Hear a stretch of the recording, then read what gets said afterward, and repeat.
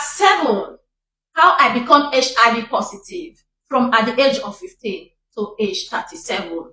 My name is Abigail or Mr. Local TV. You know, they always tell me to follow them to Catholic church, to always dress up good and all stuff, which is the few clothes that followed me to Lagos. All of them has got damage.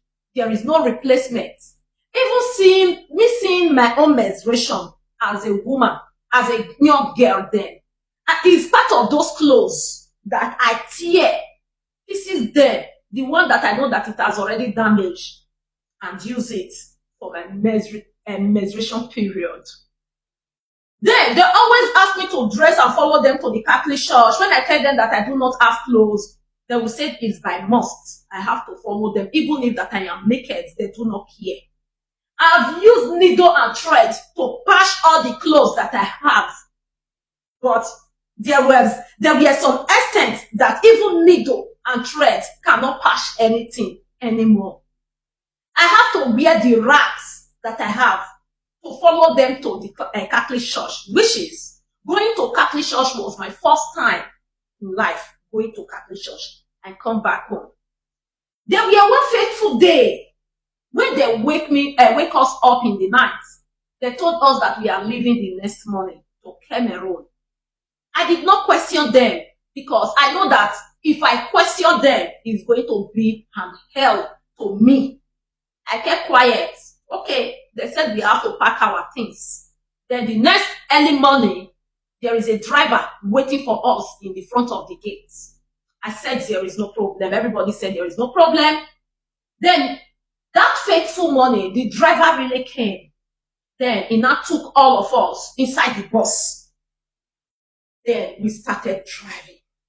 The distance and the kilometers to Calabar, it was very far from Lagos. We spent almost a day.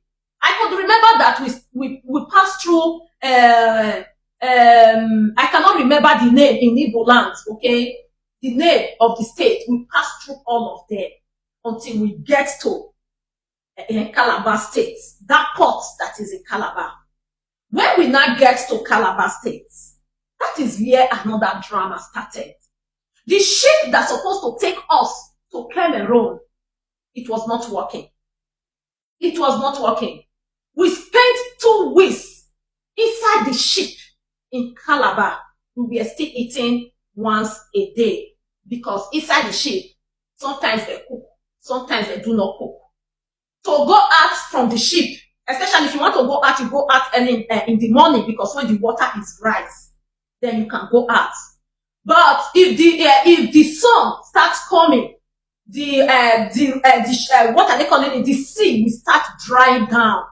Then for you to jump to enter inside the ship again is a problem. So we sit down in the corner of the ship, or we go out, or we stay indoors. That is how we were doing it.